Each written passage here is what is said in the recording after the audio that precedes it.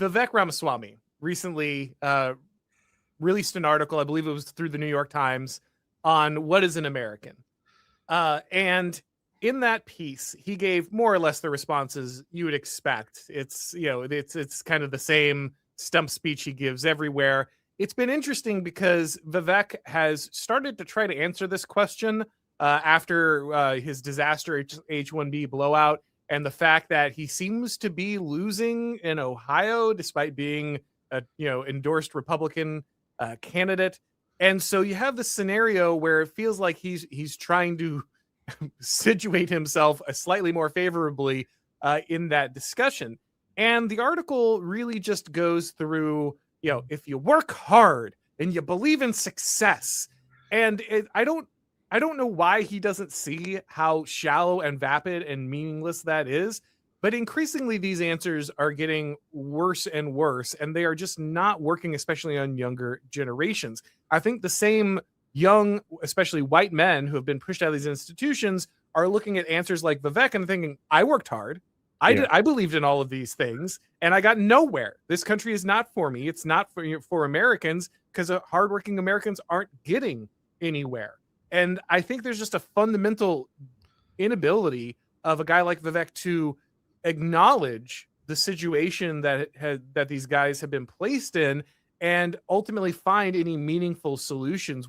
How do you think about that conversation of what is an American running alongside this anti-white discrimination? I mean, these conversations probably aren't happening simultaneously for no reason. Yeah, no, absolutely. And I'm going to try to respond to Vivek's article because I think it was, at one level, it was encouraging that at least he sort of showed some awareness of the type of critiques that were being made that was a little deeper than I've seen before. And again, just like this article getting out there, that's great.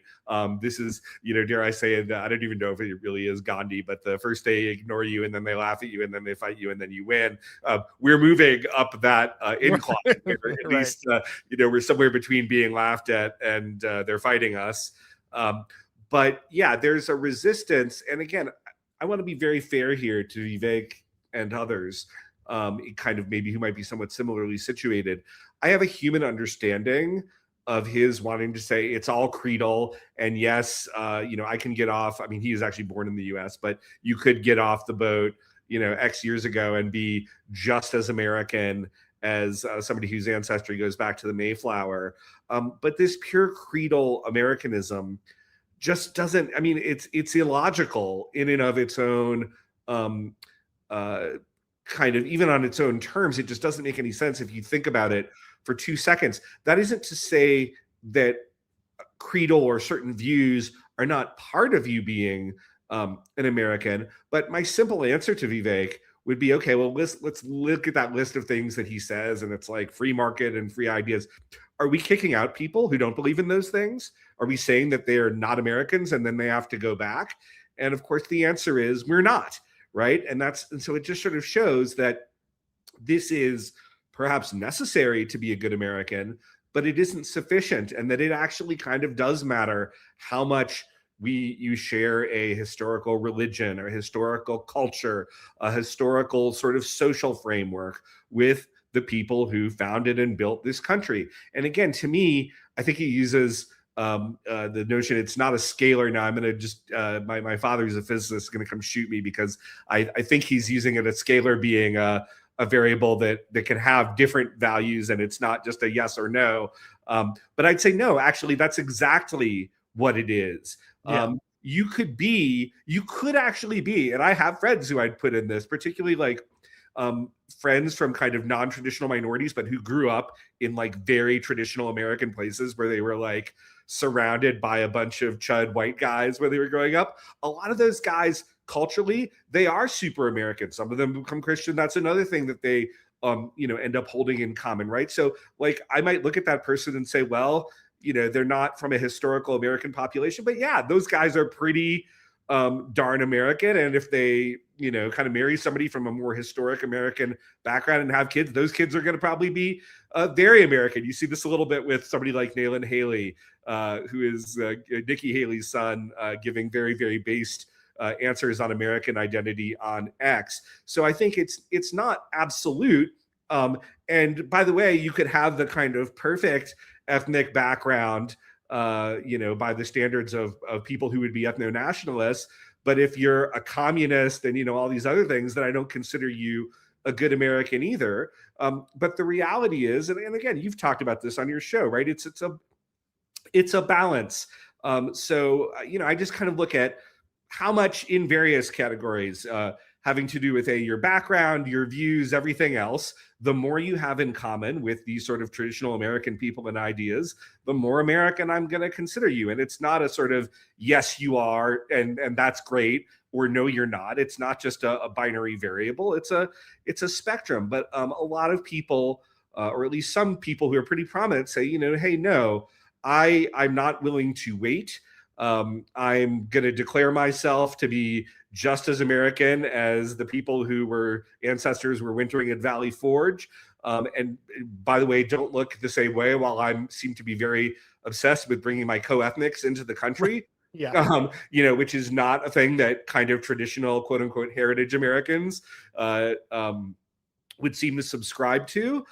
So I think that's kind of where this falls down as an idea. And the reality is, I know it can be painful.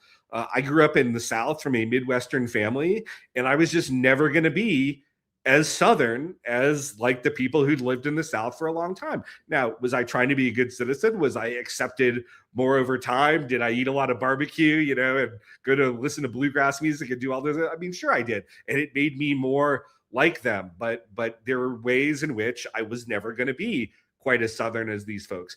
That's okay. That's not a bad thing. It's not a bad thing that we're making people wait a little time before they get the platinum membership in the club, in terms of not just their civic rights, which everybody does need to have the same as citizens, but in terms of how they're seen socially. You can't just skip these steps.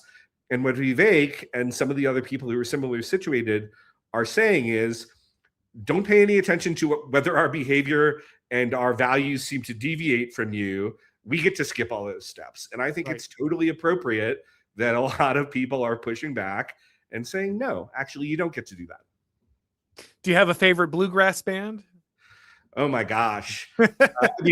I love classic Flatt and Scruggs. That would be one. I'm just trying to figure out if you could stay in the South, if they would. Del McCurry, Yeah, no, I could do all that. I mean, I love bluegrass music, Me too. Right? But I mean, yes, of course, when I got there, and that was where I was growing up, by the way. So that was the culture I was around, and I adopted a lot of it. And I wouldn't say, had I stayed in the South, I mean, I live now in Montana, and raised my kids there, they could have been certainly more Southern and kind of, I think, even more part of that identity. But I remember actually one time when I was a kid listening, and my parents were sort of slightly bemoaning, maybe even in a slightly Vivekish way, to some friends that you needed to live in the South for a long time before you would sort of be fully accepted. And I said, yeah, 10 years or something. And then everybody laughed. And of course I was a little kid, so I was clueless.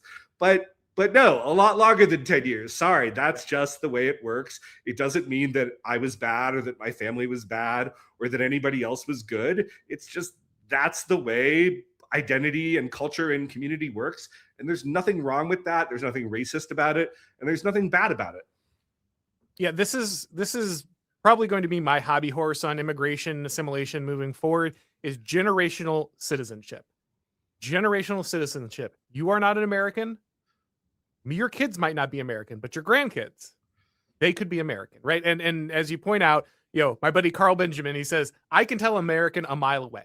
I can tell them, but I can be around a corner, I can hear them talking. I immediately know who an American is. It's actually not that hard. It's really, really not that difficult to tell. And I think there's a danger in attempting to instrumentalize different aspects of the identity. So for instance, Elon Musk was recently talking about transgenders. He's like, a woman is somebody who has a womb. And it's like, okay, the minute you do that, you're just opening yourself out, because every woman who's ever had a hysterectomy is just going to be like, well, I know, so that's true. So that's biologically correct. But what we need to do is go back to understanding identity as a nested and complex feature. Something that's obvious once it's assembled, but is of many different parts. So it's religion, it's heritage, it's tradition, it's language, it's culture, it's all these things. It's not just one of these things. Like yes, you eventually need to absorb a critical mass of these features in order to become American, but you might adopt different, you might not have the total heritage, but you embrace the religion and the language and the culture and the tradition. Maybe you don't have the full religion, but you embraced all the other things. You might be missing a feature or two, or you might be deficient in one, but you can kind of absorb enough of the others to reach that level. We need it to stop being a scientific category. We need it to be something that's metaphysical and it's something that we acquire over time, instead of just assuming it's that, like I said, that binary switch that comes in as soon as I've hit these 3 metrics, so therefore I am now American. Hey guys, if you've been watching this show for a while, then you know that around here we encourage something that conservatives usually don't do. Winning. If you like what I'm doing here and you want to keep it going, then head over to Blaze TV. They have the behind-the-scenes content, exclusives, and documentaries that you're just not going to see anywhere else. So go to blazetv.com/Auron and subscribe today. The promo code is AURON, and you'll save $20 right now off the annual plan.